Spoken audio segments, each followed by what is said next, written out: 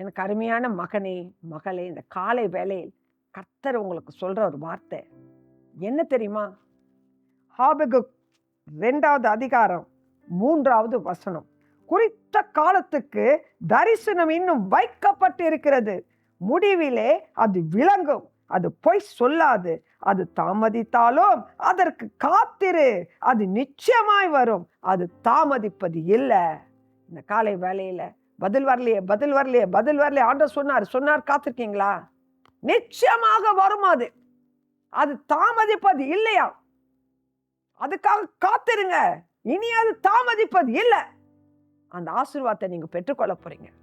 வாக்குத்தத்தம் பண்ணினவர் உண்மை உள்ள வாக்கை நிறைவேற்றுவார்.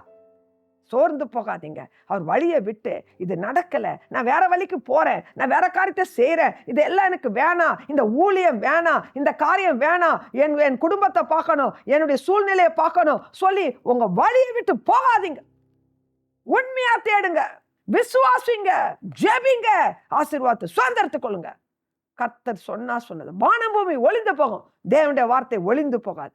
கர்த்தருடைய கரம் உங்களோடு இருந்து உங்களை பாதுகாத்து அவர் வழியில நடத்துவாராக. ஆமென்.